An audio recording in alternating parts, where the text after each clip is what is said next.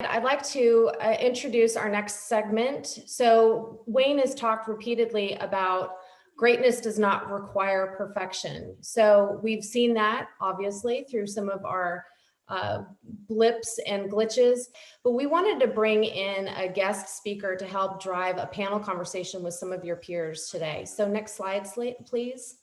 I'd like to welcome Summer Sanders. So Summer is joining us today. If you're not familiar with Summer, she's an American sports commentator, former Olympian and competitive swimmer. She's the proud recipient of 4 medals from the '92 Barcelona Olympics. She also hosts a series of television programs. Austin McBroom was chatting with me about maybe something around green slime.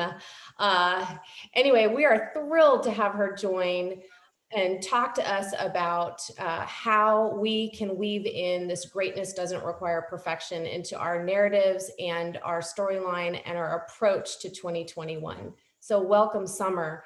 And then let me just quickly introduce the rest of our panelists. So thank you so much for joining us, Andy, Shelby, Christian, Austin, and Danielle, to help bring some of your stories to life. Andy Graham sits on the growth team in Austin, Texas.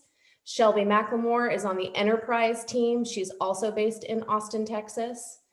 Christian Dalsog is on the EMEA sales team based in Barcelona. Austin McBroom leads channel sales, also based in Austin, Texas. And Danielle Sims from the client success team based in London, UK. So welcome to the panelists. Welcome, Summer, and I'll pass the baton to you. Hi, everybody. You could see I was applauding the Barcelona, special city to me. Thanks for that kind introduction. Hello, Spiceworks and Ziff Davis. I'm excited to be a part of your discussion today. That's really what this experience is all about. This is much different than me giving a speech to you all. I'm literally at your dinner table. This is the moment when we get to talk about things and have fun with setting goals and being honest and maybe a little bit vulnerable with where you're at right now and where you want to go. But the fire up song in the beginning was, I saw a lot of people typing in saying they were dancing and they were getting excited. And oftentimes music does remind me of my competitive days. We have the Olympic Games that were supposed to happen last summer. We now have an Olympic Games that are maybe possibly going to be pulled together for this summer. My journey to the Olympic Games was because my love of the Olympic Games. I love everything about it. I love how the world comes together. I love how they celebrate, of course, the Michael Phelps of the world, but I love how they celebrate the country that you've never heard of that gets last place, but they show the true human spirit of everything. A lot of people that I speak to have no idea that this actually exists. There is such a thing called an Olympic creed. And when I made the Olympic team in 1992, I went through an outfitting process, which is quite exciting, where you get a bunch of free stuff and everything's got the Olympic rings on it. But one of my favorite things was a leather jacket. And I don't wear leather jackets, but I really loved it because on the inside of the leather jacket was stitched the Olympic creed, and I didn't know it existed. And this is what the Olympic creed says: the important thing in life is not the triumph, but the fight. The essential thing is not to have won, but to have fought well. Basically, it's about the journey, right? And the imperfect moments and the things that you had to learn the hard way. I'm going to start this experience off with one segment. We will then have 2 other segments. After each of my stories within the segment, I'm going to ask a question. And I know we have our panelists that are going to answer those questions, but I really encourage, I don't know how many people we have listening, but I really encourage everybody to get out a piece of paper, to write it down, their thoughts on each of these questions. I just feel like it's a great platform for growth and for conversation, not just today, but for every day within your workplace. The first story I would like to tell you is many people call it a failure. I call it such a blessing and a gift. It was when I did not make the Olympic team. I was 15 years old. I grew up in Northern California, where everyone swam on a summer rec team. So comment if you were a swimmer, I want to hear about it. my chlorinated friends. I grew up swimming because I loved it. I grew up swimming because, as my dad says, he was too cheap to turn on the air conditioning, and it would get in the Sacramento Valley like 115 degrees in the summertime. I always wanted to make the Olympics. I loved the Olympic Games. Mary Lou Retton was my hero. I was not a gymnast, but I wanted that moment of standing on the podium. But I made it to the Olympic trials when I was 15. At that point in my life, I had never qualified for a finals. And the finals are the top 8 people who get to swim again at night. At the Olympic trials for our country, it's ridiculously competitive. We have a number of people in that top 8 final group that could actually medal at the Olympic Games. But in the US, you have to touch first or second to make the Olympics. Even if you're Michael Phelps and on game day, you have the flu, you're not feeling great, and you do not touch first or second, you don't make the Olympic team. So the intensity on that pool deck is quite extreme. I show up as a 15-year-old. I have zero expectations. My coach is saying, just use this meet for experience. Let's go have some fun. And that's exactly what I did. I had fun. I was prepared, but I was actually enjoying the process. And in doing that, I qualified for finals accidentally. And that's when I got a little bit nervous, right? Maybe 60 people around the country qualified for that individual event. Out of those 60 people, the top 8 got to come back at night. And I was one of those 8. In fact, I was seated 3rd for finals. My coach saw I was a little bit nervous. So all he said to me was, I want you to go out there and give it everything you have from the very beginning. And if you die, you die. But at least you left it all in the pool. As a 15-year-old, my brain was really simple. And I was like, okay, that makes sense to me. It was the 200 individual medley. So I stood on the blocks and I did my first lap, my butterfly. I was feeling good. I didn't think about anybody else. I turned on to my last lap, my second lap, which was backstroke. Again, just thinking about myself and my race, not looking at anybody. Breaststroke was the 3rd lap, and that was my favorite event. I mean, my favorite stroke. And I caught a glimpse. I was in lane number 3, and I caught a glimpse of lanes 1 and 2. And I saw that they might be just a little bit behind me, but I kept with my plan, just going as fast as I can. I touch the wall and I turn on for my last lap, which was freestyle. And now I have an opportunity to see lanes 4 through 8. And I kick, and I come up for my first breath, and I look this way and I don't see anything. I see still water. And I think to myself, oh my God, I already died. And everybody is so far ahead of me. This is embarrassing. So I take a couple more strokes and I take another breath and I see, no, everyone is just coming up and they're at my feet. And in that moment, I panicked. In that moment, I turned into that cartoon character with her wheels spinning. And I tried and I tried and I tried. And I stopped thinking about just my race and going as fast as I could. And I touched the wall and I look up at the scoreboard. My lane was 3. Remember that? I see my time. I had bettered my time by 3 seconds. I see another 3 right next to it. And in that other 3, that meant that I touched 3rd. I touched 3rd by 27 100ths of a second. I saw my best time. I saw a great swim. I saw a 15-year-old that had never made finals that showed up and could compete against these older girls. Later, I saw a little bit of failure. I saw I was so close. I saw once again, I got so close to getting all those free clothes, right? The outfitting for the Olympic Games. So for those next 4 years, all I thought about was not letting anybody pass me at the end of the race. I thought about all those little struggles that I had in that race to reach the pinnacle, to reach the moment that I wanted. And 4 years later, of course, I ended up making the Olympic team. So it is the struggles, right? In athletics, struggle refers to all the things an athlete must sort of get right to compete. So now I'm going to translate this to your guys' workspace. What are the things that your company, your athletes have to get right in order to compete? And we're going to start off with Andy. Andy, you're up. Cool. Thanks, Summer. So a lot of this has definitely been said earlier this week by Mike DeMeo and Mukesh and Matt Knight, RJ and Wayne. And actually, for my first 2 years at Ziff, I actually had the privilege of working in the same office as Mike DeMeo. So definitely, picked his brain a lot about this kind of stuff. But I would say my answer is kind of a four-prong answer. So industry and product knowledge is just a huge one. And I'll kind of list through them and then go back and touch on each one. What I would call the second one is the consultative listening first mindset. The third one, Wayne touched on it, is expectation setting. And there really is different forms of expectation setting, right? Just in general, you've got, you're opening an agenda, you're kind of setting an expectation for the call. Then you've got like the actual delivery expectation, right? So once the contract is signed, what's going to happen next? When's the campaign going to start? And then the third thing, and probably the most important thing, is the product expectation. What is the client's KPIs? What are they expecting, right? And then the last one is everyone's kind of touched on it who's talked, is the confidence to really dig in and get your hands dirty and be confident in what you're doing, even if it's not always the most comfortable thing. From a data perspective, telling a marketer or a senior marketer or perhaps a team of marketers that the way that they're approaching something with content syndication or display or lower funnel might not be the best way is kind of a difficult thing to do.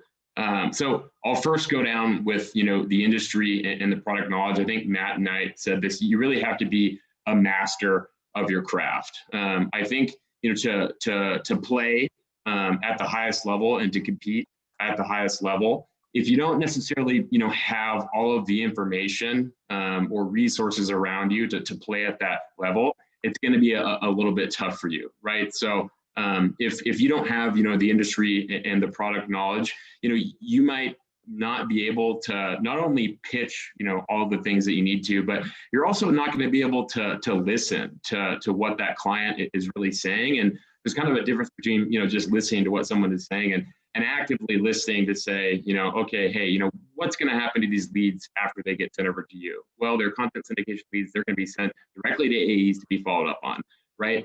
Like if you don't have the industry and product knowledge to kind of say, okay, wait a second, like that doesn't sound, quite right for a lead nurture ecosystem, you're going to have a really, really tough way to kind of expand that account, right? And no one really gets to their quota by selling a bunch of one-off deals. It's more of getting into that account and building that relationship and being that consultant and helping them approach it the right way. So that kind of touches on all of these tie together in some way. But the consulting, listening first mindset, I think everyone can attest to it. There's so many different things that we are now able to sell and learn about. I talked to Chris Coburn about it Chris Logan about it a couple days ago.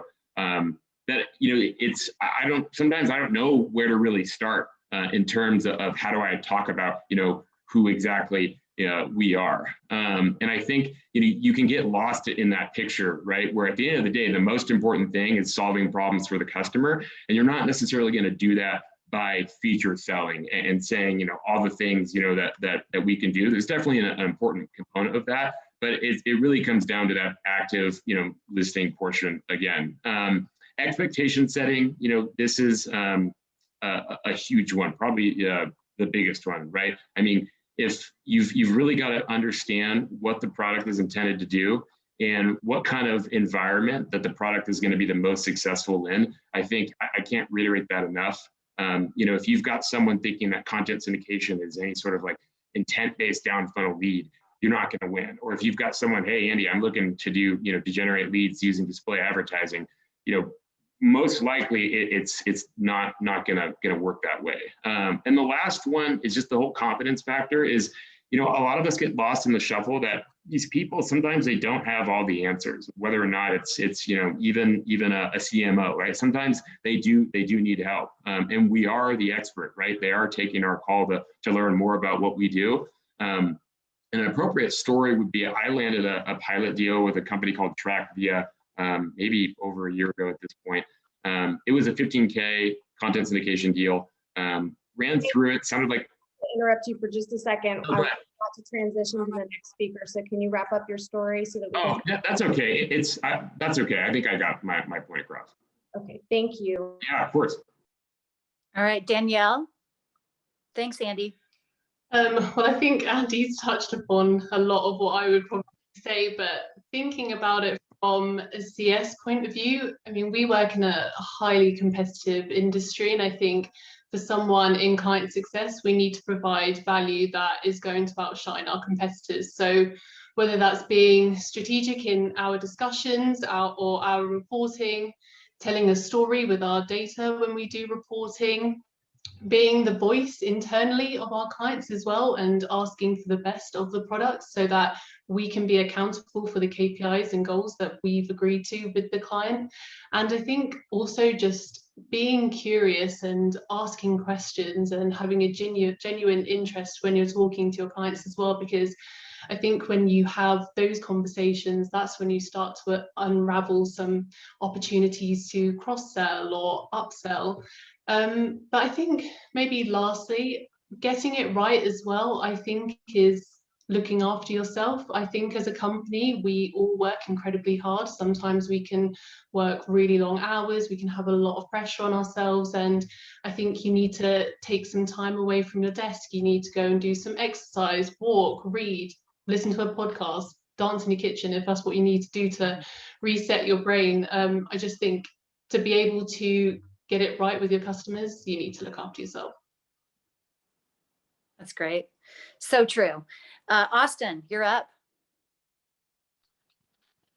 You guys hear me?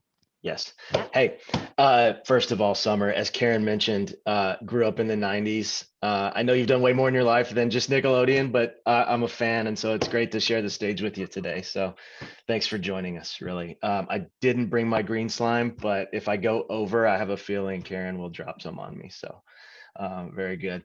Anyway, great points, Andy and Danielle. I like all of that. In thinking about how I wanted to approach this question, and it's really about beating our competition and winning with our clients. And there's so many things that have to go into that, right? We could have 10 different people talking about it. And if we're using the change the game and the athletic theme here, if you think about an athlete, right? If product and pricing and delivery and all the things are like your big muscle sets, there's also a bunch of little muscles that go into that make the big muscles work better, right? And one of the things that came to my mind was empathy. And maybe I'm like in my feels because of this past year and everything we've dealt with, but that's kind of what came to my mind, was having empathy. And if I can outcompete in that realm, I'm one little tiny step ahead of my competition with regards to the customer service I give to my clients. And Wayne mentioned it yesterday, and I couldn't agree more. Like, no matter your title, if you're on this meeting and in this group, your role involves some level of customer service. And if you don't think about that in 1, 2, or 3 of your priorities when you hit the desk every morning, I think you ought to rethink your priorities, and it's really important. And some of the things that I've gotten so much mileage with my clients and with my peers, in my team, and is just taking a pause to have a little bit of empathy of what you're going through, whether that's in the middle of a pandemic or under normal times. I think it's so important to try and reflect on what that customer might be going through. And I'll tell a little story, right? So I took over one of what historically was one of our largest channel clients a couple of summers ago. They were considered a strategic account for years and years. One of my best friends managed that account.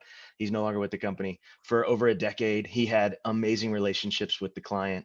They did awesome campaigns and it was like one of these accounts you envy, right? And it had all the visibility from exec staffs internally as a strategic account and all the potential. And so it had really high expectations.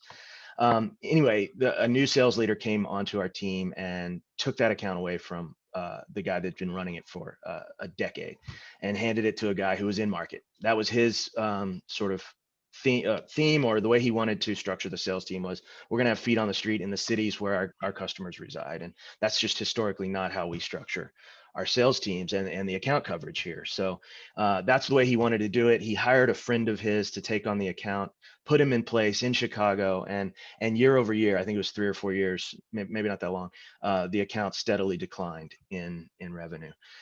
Long story short, that person, that rep became my manager. And one day he came to me and he said, "Austin, I'd like you to take over this account." And I was immediately nervous because it was this, shining beacon on a hill of an account, and they hadn't been doing well and nobody could answer the questions. And I took a trip to Chicago and I sat with the team and I was terrified, right? All the pressure in the world on me in this account. And in asking questions of this account, what became very clear is the rep that had been running them for 3 years as they declined didn't prove to them that he was on their side, didn't show empathy to understand what the problems they had, just kind of asked for the order, took it when they gave it, and that was good enough. And so we set out a plan to, I looked at him, at the whole team, and I said, okay, here's what we're going to do. First step is I'll be in this office or at the bar across the street with you once a month. I may live in Texas, but I'll be here at least once a month. And just that little piece, and there was 100 other things that went into it, just that little piece of showing that you cared and that you saw where they were coming from, opened up a lot of doors, and it changed the entire dynamic of that relationship. And now they're kind of back on the right path. And so I think just showing empathy, I'll put a button on this story because I know I'm running long, but back in October, November time, I get a really strange email from that client from his Gmail. He has my cell. Why didn't he just text me? That's how we communicate. And it was really strange. He said, can we talk after work? I said, sure. Called him. He said, I got let go today from a downsizing due to COVID. And so we talked for like an hour and a half. I said, I'm going to help you. The sales team here, I know Taylor Nixon reached out to her clients, seeing if they had any openings. I think Shelby did as well, maybe some other folks that I'm not remembering. And I talked to my clients. Hey, I got a great guy. Do you have any openings? And we put him in touch with a couple people.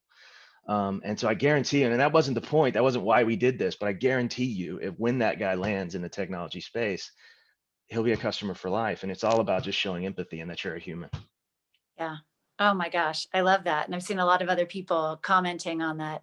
Empathy, making you feel like you're on their team. I mean, that really is, Austin, not that dissimilar from the way Olympians feel in general, not just representing the United States, but representing the rings.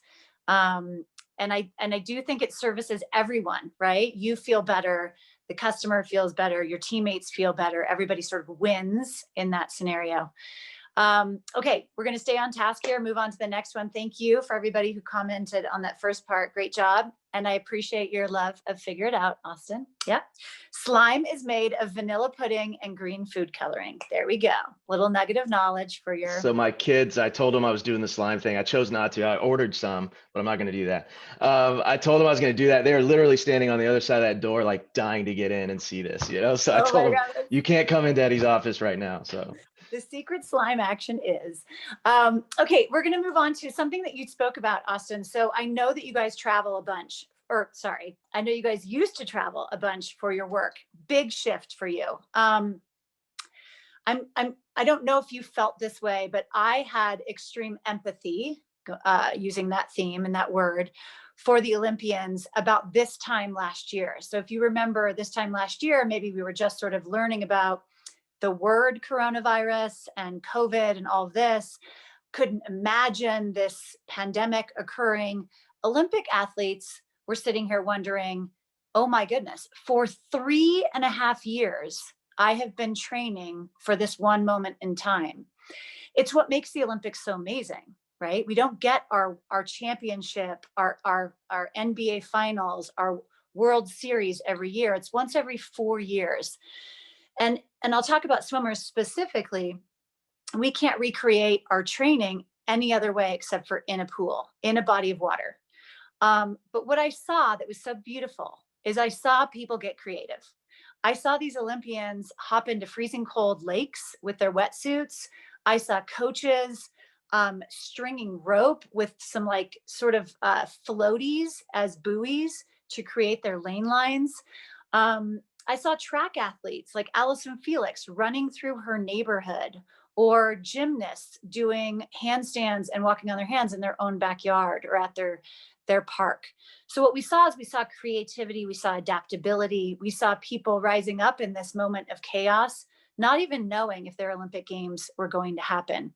And there is such beauty in that. And I do think there's a wealth in that, right? You get to learn a little bit more about yourself. You get to learn a little bit more about where you are weak and where you can improve. And the really smart ones take advantage of that moment to get better. And I saw that in a lot of Olympians. We're going to, since we were a little bit heavy on that first part, we're going to just go straight into this next question. which is your training environment has changed. Obviously, we spoke about how much you were, Austin, you were interacting with your clients. You were hanging out in Chicago. You no longer fly to see your customers. You have new products to sell. What has changed for you and how you prepare for competition in 2021? We're going to start off, I think we start off with Shelby. Am I correct? That's correct. Okay. Yes. Hi, thanks, Summer. Yeah, so I mean, so much has changed over the last year. And of course, Austin brought up some fantastic points just about having empathy with your clients. And, but there's a lot of things that we can do to, just prepare ourselves for battle, kind of like you mentioned, Summer, to be able to fight well. And a lot of the things that I've heard so far within this training, especially with all of the new services and offerings that we're going to be able to provide for our clients this year, is all about those new experiences for them, right? We have a huge initiative around winning back our clients, and how exactly are we going to do that in sort of this day and age, right? So a lot of the things that I heard today are to practice, to educate ourselves, to know our competition. And of course, aside from that relationship building, it's going to be about educating ourselves on our services. So the enterprise team, we had an opportunity to kind of test drive this new Spiceworks University, Spiceworks Ziff Davis University, that Tom and some of our leadership has put together for us. So it's just going to be a new type of training that's going to be available to us, especially from a virtual standpoint, right? Because when you're coming in and you're sort of hearing things from each other in the office, some of that training can kind of go along the wayside. But I think being able to have this virtual platform and training services for us to really educate ourselves and understand our competition and the services that we're going to be offering our clients is going to be an enormous differentiator this year. And that's going to be something that's brand new for us and that I'm really excited about, having just gone through the single Madison Logic one. So completely understanding our competition and being able to apply that in our own day-to-day. So that's something that's going to be new for us this year, that of course can sometimes fall back just as salespeople while we're dealing with client requests and putting together proposals and scheduling calls. It's so important for us to, if you think about the Eisenhower matrix, right? Although it may not be the first, most urgent thing on our to-do list, it's certainly one of the most important, like you said, making sure that we are training and we're sort of prepared for battle. Awesome. Andy, you're up again. Cool, thank you. Great answer, Shelby. A lot of what I had to say is very similar to Shelby. So I think I'm just going to add on, one more thing. And RJ said it earlier, is that he's learned a lot from other salespeople. I can't express how much I think that's going to be relevant this year in terms of, if you ask an Aberdeen sales rep, right, an Aberdeen executive, one of our executives, mixed with, our product marketer, I think you're going to get a bunch of different answers and how, they're talking about the company. So, I really didn't do a whole lot of that last year in terms of reach out to other divisions to learn, their perspectives. But just the other day, Shelby hopped on a 15-minute call. And just in 15 minutes, I think both of us learned a bunch of, new things that we might have not been doing before. So I think, if you're doing that a couple times a month over the course of 12 months, you're going to learn a lot of valuable things from other business units that are going to be relevant in how you sell. Great. Christian from Barcelona. Hola, Summer. Hi, nice to meet Hola. you. Digitally, obviously, ¿qué tal? Muy bien, muy bien. No, first of all, I'd like to say, obviously, it's, I can relate with everything you're saying because, I played soccer, D1 in Santa Barbara, football for the ones in Europe. Mm-hmm. And it was quite similar, so I can relate to a lot of things that you're saying. And so those are some of the strategies that I try to do a lot whenever I try to sell things. So, for example, right now I think it's a bit of an oxymoron. I think in the current state where we're sitting, because even though we're not connected, we're not going to the office, we're not seeing clients. We're probably more connected than ever. I'm obviously on Slack, I'm on my phone calling clients, and you're just continuously on, online. You're not going to meetings, you're not traveling, which usually takes up a lot of your time. So I think you don't really have that, that sense in terms of saying, okay, fine, I'm traveling, I can't meet a client, I can't respond to this email, but right now we're just continuously always online. So I think one of the things I've seen a lot changing is, really to focus on response times, and also to kind of mention a bit what Austin was talking about, is to focus as much as possible on empathy as well. So realizing that, your clients are in the same position. So really make sure that, you can provide everything that you can for them. And also create digital relationships. I think it's a weird thing to say. Obviously, I've been watching a bit of Black Mirror currently, and it's kind of freaking me out. But it's also kind of a thing of saying, how can we create these relationships that I used to do when I used to go travel with them? Take them out for dinner, see them, which was kind of something that I like to do, and I was pretty good at it. So I think now it's been a lot about preparing for that, and using video, using multiple touch points, using the assets that we do have. So it's been pretty interesting, and it's something that I've been sort of training sort of every week in terms of getting better at it. Obviously speaking on camera as well, rather than not being able to see, like body language, or seeing, how they react to something. It's quite tricky in that sense. So I think that's, sort of the moral, or, I guess the conclusion is how you can create digital relationships and just get better at it continuously every day. I'm sure you feel that it's a little more personal, the relationship. I mean, that's what I found, is that if you're Zooming with somebody, you don't just see them, you see their house. My medals are right behind me. You'll hear my dog later on. There's just all this floating around that's personal life. Okay, Austin, you're up. Yeah, I think Christian just hit it perfectly, right? We salespeople rely so heavily on getting in front of clients and taking them to dinner or lunch or playing golf or whatever, and so much of that has been stripped away. The other thing that I thought about in terms of kind of the theme of this question is preparing to do battle, preparing to compete.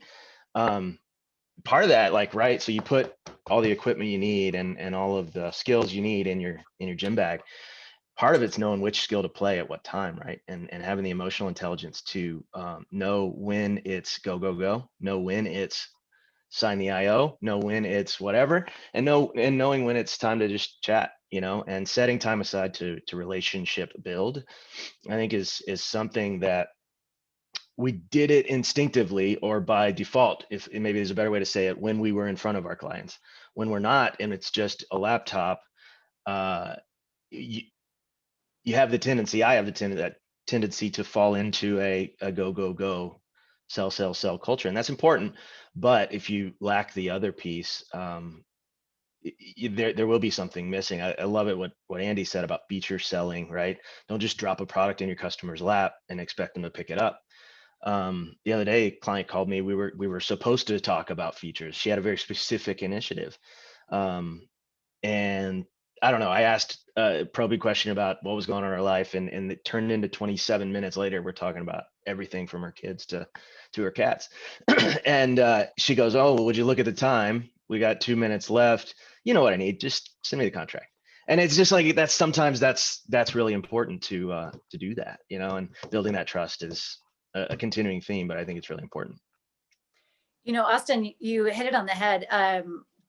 Knowing your customers is really similar to a coach knowing his athletes. And I've always said the great coaches don't coach everyone the same way. They coach each athlete the way they need to be coached. So, and there aren't a lot of coaches that do that. There are a lot of athletes just sort of fitting into the mold of how the coach coaches. But my coach was really good that way. He knew how I worked. For those of you, I was excited about Christian being in Barcelona because that was my Olympic Games, was Barcelona. So just a reminder, it was a long time ago, 1992.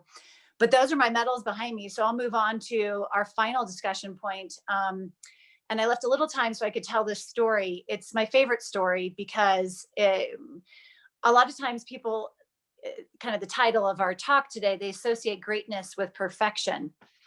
I love how you guys are talking about preparedness is so vital. And preparedness is that idea of 10,000 turns, right?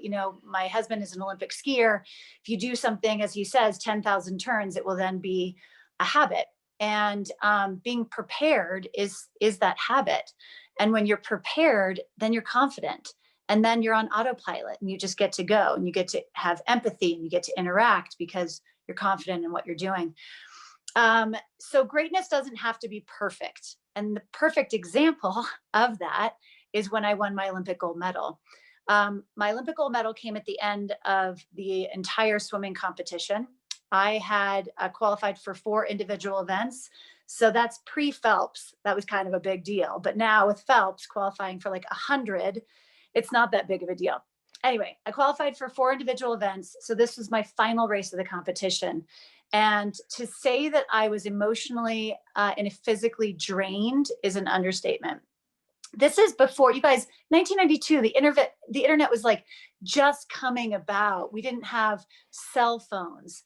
Of course, there was no social media. The only pressure I felt was really, truly, purely because I wanted to win a gold medal for myself and for my country. And this was my last chance. I had won a bronze, I had won a silver, we had won a gold medal in a relay, and I had gotten the 6th place. And after each swim, whether it was a bronze or a silver, the first question out of the reporter's mouth was, "You must be so disappointed." I genuinely wasn't. But by the time my last race rolled around, maybe I kind of questioned it. And I was so tired. And I stood at the blocks to warm up for finals for the 200 butterfly. And my coach came up to me, and it wasn't his finest coaching moment, but I kind of appreciated it in a weird way because it was imperfect. And he said, I was laughing with my friend, Janie Wagstaff, and he came over to me and he said, "I don't think you're taking this seriously." And I just looked at him and I thought, I'm 19 years old.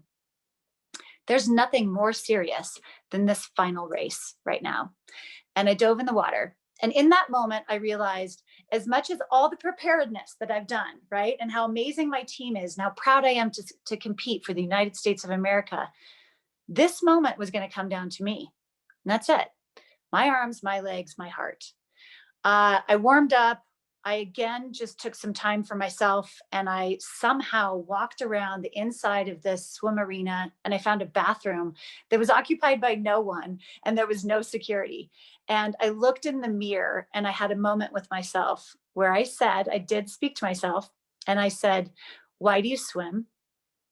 And the answer was, "For me." And then I said, "Who loves you?"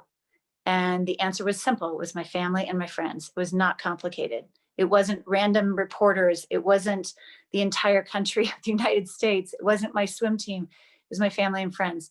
And that foundation, which can be very similar to a culture within a business, or the way you deliver with your customers, was so vital. I stepped out there. I stood behind the blocks. I looked at, there was a banner up on the right-hand side of the outdoor swim stadium that read Barcelona 1992 with the Olympic rings. And I looked at that and I took it in and I said, this is it. This is my last chance. I got to leave everything in this pool. I dove in. I'm usually out in front right away. I wasn't. I was 5th at the first wall. The second lap, I felt horrible. Actually, during the race, I thought to myself, wouldn't this be embarrassing if I couldn't finish this race? But I stuck to my stroke.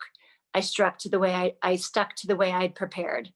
I turned on to the third lap and I actually felt myself gaining on people just a little bit. So by the end of that lap, I was 3rd by just a little bit. And then on that final lap, it came down to heart, and it came back to going back to the basics, not getting too complicated, finishing my stroke, and touching the wall. And when I touched the wall and I turned around and I looked at the scoreboard, I was floored. I could not figure out how I had just won that race. I screamed. I felt an incredible weight off my shoulders. I was so relieved. That was the first thing I felt. And all I wanted to do was get up into the stands with my family and just celebrate the moment. But I always talk about how don't assume that the greatest moments, we talk about Michael Jordan's greatest game. He had that food poisoning now that we know, or the flu, or whatever it was. The greatest moments are oftentimes the most imperfect moments. And frankly, I prefer them that way. They make them so much more beautiful. The reward is so much greater. And it allows you to recognize how tough and strong you are, that you can accomplish things when you didn't think you could, or when it didn't go according to plan. So that's my story. The final question for you guys is, what does that what does that mean to you? What does it mean to standing on the blocks? Oh my gosh, what does it mean to stand on the blocks here? And what does that feel like to you today? How is it different this year? And how are you readying yourself? We're talking about things don't have to be perfect, your golden moment, adapting to the differences that are now and possibly the future, and thinking about how amazing you are at adapting to that. The first person up is Danielle. I literally love that story so much. It's so inspirational. Thank you. Yeah, I mean, last year and even at the beginning of this year, we've had imperfect conditions, whether it's been with COVID and the whole aftermath of that, but even within the company, we've had acquisitions, we've had teams merging together, we've had new products to learn. And I think without having the right mindset, like that's a really easy thing to be overwhelmed by. Like it's a lot of pressure. So what I began to do last year and what I'm hoping to continue to do this year is basically taking it back to two things. Firstly, focusing on what I can control, what is directly in my control, what's not being affected by any external factors. And secondly, approaching those things with a growth mindset. So basically looking for opportunities to learn, whether that's within myself or, as everyone else said during this panel discussion, from my teammates as well. How can I develop my skills? How can I collaborate with my team members more? Just trying to find more and more opportunities so that you don't have to be stagnant. You don't have to be a victim of the circumstances that are going on around you. And I think what I realized is, if you are really passionate about your own career growth, your team succeeding, your company succeeding, that has to be something that's intentional. That's not something that just happens to you. It's something that you have to work on every day to try and be better than what you were the previous day. And I think lastly, the outcome of learning in imperfect conditions is that things can go wrong all the time. And I think that if you make decisions or you act with either your personal values in mind or your company values in mind, you can never be condemned for those decisions that you make, because you did it with good intentions. You did it whilst trying to be brave and trying to be innovative. Awesome. Christian. Okay. So yeah, I think for me, it's mostly about trying to improve my weaknesses. So I think right now I have, obviously time to sit down and do a bit more research, spend a bit more time on a lot of the different presentations that I'm writing, also to learn from a lot of the people inside the company. So I think that's one of the biggest things that I've been focusing on last year as well. And I think this year is really sort of focusing on that one team thing. So I think, for example, I work very closely with a lot of the different people in my teams, but the main ones are Ryan, Danielle, Raf. I work a lot with Carrie as well, Tim, Jack, Christian Akini. So it's always been good to sort of work as much as I can with them, and also make sure that I can put them in front of the camera as well with a lot of my clients, because at the end of the day, they're much better than me at many things that I do. So I think it's really important to sort of make sure that we're not alone, even though we're working at home. So kind of use as many people as you can, because there's a lot of people that are in the exact same position as well in terms of clients. So really use all the ammunition as you can. And then I think another point is we've been hearing it quite a lot about competitors. Competitors are in exactly the same position as us. They're working from home as well. So I think it's really about how can you stand out and work harder than your competitors. And a good case study for me is I work very closely with Ryan and Jack on IBM, and there was a transition with a new agency for IBM moving to UK instead of Paris. So me, Ryan, and Jack, we sort of put it to make sure that was our biggest thing that we had to focus on, was to sort of babysit them in terms of the transition, because it was such a quick transition in the middle of a pandemic as well, and they hadn't met each other, so they're essentially creating and building a new team without meeting each other. So our job was to make it as easy for them as possible, and really make sure that we're sort of this consultative partner and always in front of them. And, it also goes in hand with what I was saying before about digital relationships, where we're obviously sending them sometimes some gifts, making sure that, it's not only about work, Of course, the most important thing is showing value in everything that you do, but also have a bit of fun with them as well. So I think that's been, sort of the main things that we've been focusing on. It's helped us a lot this year. It's great. So true. Austin. Quick fire. I love it. Yeah, goosebumps on the story, Summer. I'm glad some other two people had to talk before me so I could collect myself. I love what Christian and Danielle both said, right? Admit your flaws, control what you can control, learn from others, right? RJ hit on that 100 times this morning, and I couldn't agree more. I'll never invent anything in sales that hadn't been done before, so I'll just copy the best at it, and that's at the end of the day, nobody's gonna see that. It's or know you did it. It's just your repertoire. Along those lines, right? And somebody said it this morning already. Forgive me, I don't recall who. It may have been Wayne, but they said the word vulnerability, and I think that means not only acknowledging your flaws, but calling yourself on your BS. And when you screw up, call it out. RJ in his session said the same thing. Some of the best experiences and best tips he ever got as a waiter was when he screwed something up royally or somebody on his team did. And we're going through that right now, right? Not everything's going to go perfect. And Shelby and I are working with a client who should have fired us a long time ago, but we busted our butts, especially Shelby, and showed genuine care for it and called out our flaws and our goof ups. And she's a diehard with us now. Now she's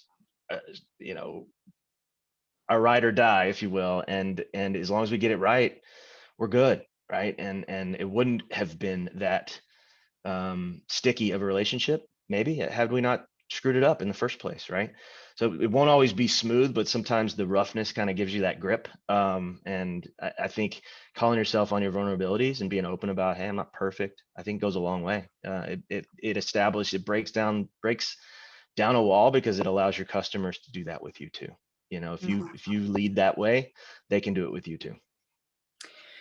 I agree with you. And I'm not in your business, but I actually lead another experience called What If We Wore Speedos to Work, specifically talking about getting raw and vulnerable and getting comfortable with being accountable with awesome mistakes, right? Somebody typed on their sales take courage.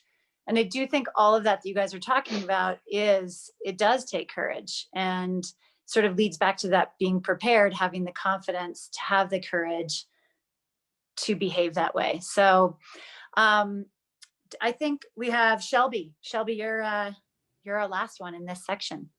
Yeah. And I mean, Austin brought up some really fantastic points, especially about how we can be vulnerable with our clients. And I think one of the best ways, and you mentioned it a little bit earlier, Summer, is, having our cameras on.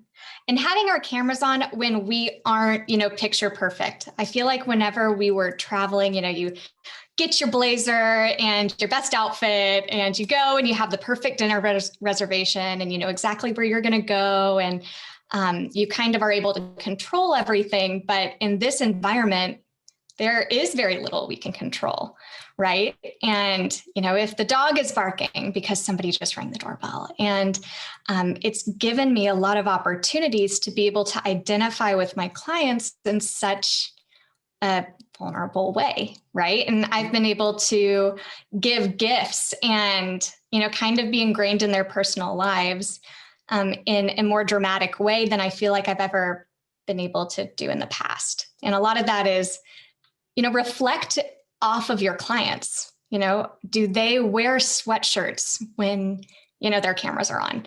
Do they go, I had a client who suntanned while we Skyped, right? So just being able to show your own authentic self kind of gives you an opportunity to, break down your own barrier as well. And I've been able to give gifts like, a magnolia cookbook or, a Christmas candle, because my client had a Christmas tree decoration in the back, and, some restaurants because I saw boxes, or a restaurant gift card because I saw boxes behind her and she had just moved and it turned into this great conversation about the new neighborhood that she moved into. And, we were able to kind of connect on that level, dog bandanas, dog treats. The gift doesn't have to be perfect. It doesn't have to come from a beautiful box from marketing, which, we're always grateful for. But, it can be an imperfect gift that's personal and tied to your clients. And a story just off of to tie up the whole greatness doesn't require perfection thing. Marketing actually put out this fantastic contest for this new pitch that we've been doing, right? For this new product called Good, Better, Best, right? So we've all been practicing this script, and, I was super nervous. We were supposed to do this video that, the entire, sales organization would watch and vote on, who did the best, right? And as a salesperson, we're all very competitive, and, you want to be the best. And so there was a ton of just sort of pressure to, perform, kind of like you were mentioning. Of course, it took a lot of practice, and I went over exactly what I was going to say. And I've been looking forward to this product for a really long time, coming from a competitor who offered something similar. And so I was super excited about it and pumped for it. And of course, it wasn't perfect, right? And you put it out there, and I ended up getting second place. And it wasn't, exactly the outcome that I was looking for, but all of that preparation gave me the confidence to be able to put that in front of all of my clients.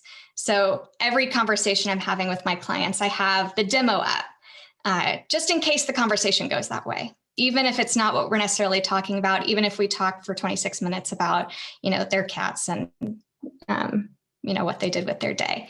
I still have that demo prepared and ready to go, just in case, the conversation goes that way, and we're ready to go to battle. So, I think that was just kind of how to tie up exactly what you were saying about, where maybe something that wasn't the outcome you wanted, still prepared you for the conversations to come. Absolutely. I mean, it just adds to your recipe. You now get to call upon that. I mean, and second place is not bad, Shelby. That second place is awesome. Even though Seinfeld always jokes about how the silver medalist in the Olympic Games, what is that? The winner of all losers. I love my silver medal. It was my favorite. So now we get to wrap up the whole session. I hope that everybody kind of just wrote stuff down or typed stuff in, and make sure I think you guys have more conversation for the rest of the day. But it shouldn't stop here. That's the beauty of these conversations and experiences. And specifically with the Olympic spirit, so much of what we talked about is Olympism. It is a word. And as soon as you make an Olympic team, and then you sort of are a part of those Olympic rings, it doesn't matter what country you're from. You cherish every moment, from checking into the athletes village, which was probably the first time I cried and got emotional when I made the Olympic team, to heading down to the cafeteria and eating with all of these athletes, different sports, different countries, to trading with their athletic gear, right? From one team jacket to another. All of those moments are what sort of really fills your mental scrapbook. And those are the memories that you cherish. It's not an Olympic gold medal. It's equally important to who you are. And so a lot of the empathy and the team and the adaptability and the connection and the different ways to connect and dealing with the new products and changes and all of this kind of stuff, that idea of the Olympic spirit is exactly what you guys embody right now.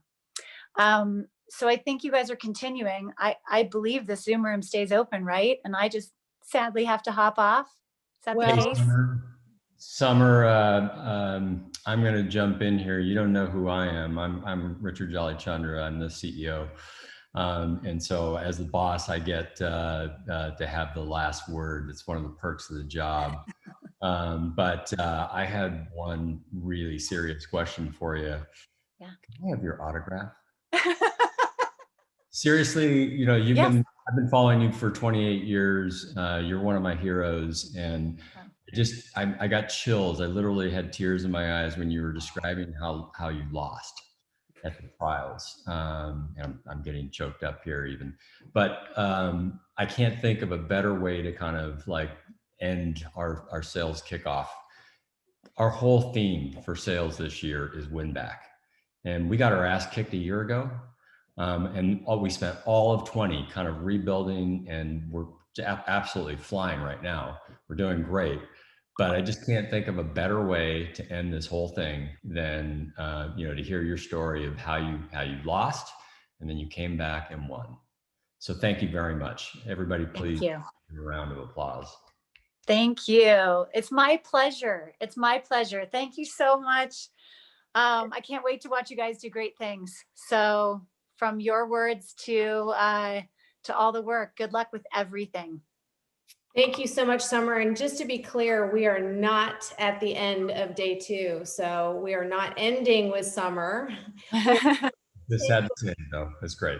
This is a great segment. Summer, thank you so much for joining us. Thank you. My pleasure. My pleasure. The autograph is in the mail. Seriously, I will send you and an a gold autograph. medal too. All right. Have a good day, you guys. I'll get you his details. We'll get that going. Thank you. Okay, sounds great. Thanks, you guys. All right, and let's go ahead and fire up the deck. And those of you panelists, thank you so much again for joining and talking to us and providing some of your perspective as peers to the rest of the sales team. If you'd like to stay dialed into the panelist link, you can do so. Otherwise, feel free to drop off and join as a panelist. I'm sorry, as a participant. So let's do a couple of quick questions as we transition to the next segment. First, which basketball player was Michael Jordan nicknamed after as a young high school basketball enthusiast? I gotta pull up the chat window. We got Magic after Magic Johnson, G after George Gervin, or Wilt the Stilt after Wilt Chamberlain. Answer is, okay, even I knew that one. Come on, guys. Next question. Okay, I know Wayne is not gonna get this one. What is the most watched Netflix series ever of all time? Who knows this one? Liz, I think might have gotten it right. Answer is Bridgerton.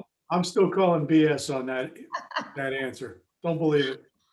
I'm with you. I'm kind of thinking Tiger King. It's Tiger King all the way. Yeah, Bridgerton is a little bit of a chick flick. All right, third question. What category is not currently featured in Toolbox? All of you should get this right. Answer is technology. It's not technology? Forestry. All right, nice.